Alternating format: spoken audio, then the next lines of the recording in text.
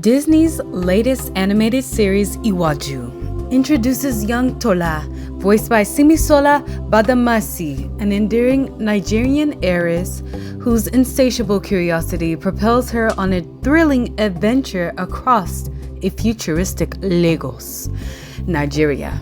At first glance, IWAJU appears standard Disney fare, complete with vibrant animations, timeless good versus evil motifs, and even an adorable animal sidekick. Let's get into it. This is Millie the Mermaid. What would you say if I asked you to go to the mainland? You want to see the real Lagos? Yes, let's go!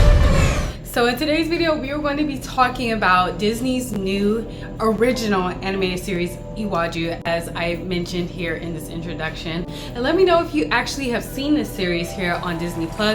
Supposedly, I think it was released on February 28th, 2024. So for all of you who are begging for Disney to make original Black content, we're not playing another character who is depicted as another character, even though we do great in them, just saying.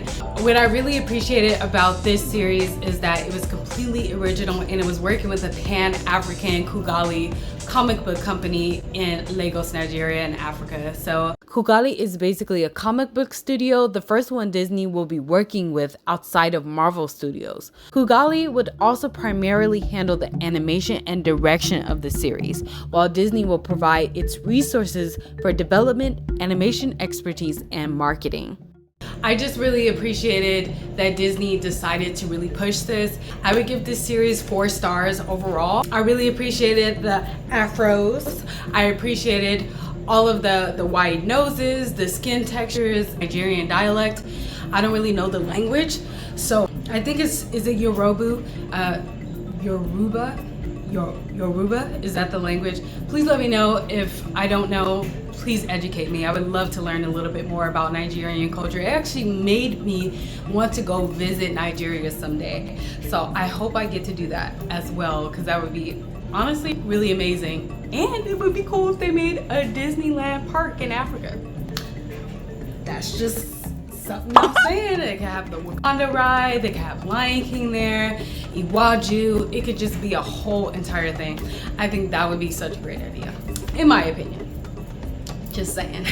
These are the creators of the IWAJU series. So although IWAJU is an all-encompassing African story owing to the backstory of 2 of the 3 original creators, both of whom grew up in Lagos, Tolu Olowofeyeku, Ziki Nelson, and Hamid Abraham, made the revelation in the D23 2022 Expo. Ziki is the writer and director, Hamid is the visual specialist, and Tolu is the consultant, making sure the story authentically represents Lagos culture. What I also love about the IWAJU series is that it's completely original. So both Disney and Kugali created IWAJU with no affiliation to any of its past works. Like Tolu Olowofeyeku said, IWAJU was created specifically for Disney+. Disney itself also acknowledged that IWAJU will be the first series from the studios to be a wholly original property rather than a continuation of a pre-existing film. So according to the creators of the show, IWAJU will focus on social constructs of the typical African society. They admitted that they drew inspiration from the detachment of Lagos's wealthy islanders versus the largely impoverished Lagos mainlanders. Also, as mentioned earlier, the story follows the adventure of an heiress and a street boy, so this series is sure to highlight the realities of inequality in the African community. Aside from the fact that Disney Studios is backing this project, some renowned experts are also on board for this project. For instance, Marlon West is the visual effects supervisor for this series. He has worked on projects like The Lion King, Frozen, Tarzan, Mulan, Emperor's New Groove, and many more, so you can be assured of the high level of animation. And they're absolutely right. For instance, when I was watching the series, I was really blown away by the animation style. It is a 3D animation type of series here on Disney Plus. So you're going to expect to see that animation style like you have been seeing in the recent films that have been coming out ever since, like 2016-ish, like when Tango came out. I felt like that was like one of the first like 3D animation style films. So I think that's like 2010, way before then, sorry. And then finally, this final fact that I learned is that Kugali initially started as a media company creating podcasts on comic related stories. So during that time, they discovered the huge gap in Africa's animation industry and they decided to fix it. So shortly after, they built an animation team which originally intended for IWAJU to be a series of shorts. After they secured the deal with Disney, Disney suggested that IWAJU be produced as a long format series.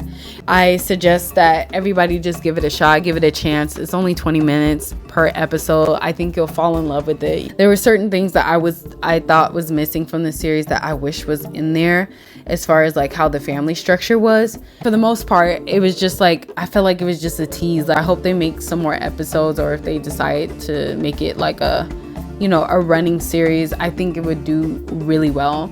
I really love Kole's character. I love what he was trying to do for his mother. He was kind of working for Tunde, father of Tola. And there was just this, you got to watch the series to kind of like understand what exactly was going on. And the little lizard, it's actually a robot. That lizard is named Otin. How it's designed, it reminds me so much of Pascal from Tangled. So I think that was just really sweet to have that as well. And oh my gosh, my favorite part of this whole series was the hair styles.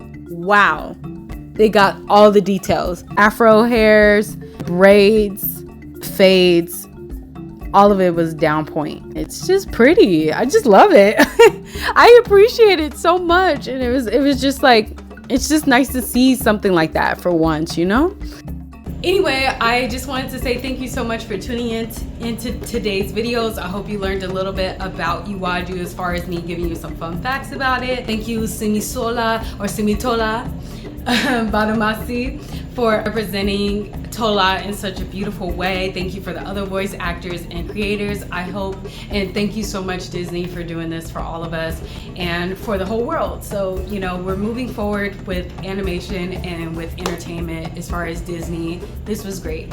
So I will talk to all of you real soon. I'll see you guys next time. This is Millie the Mermaid.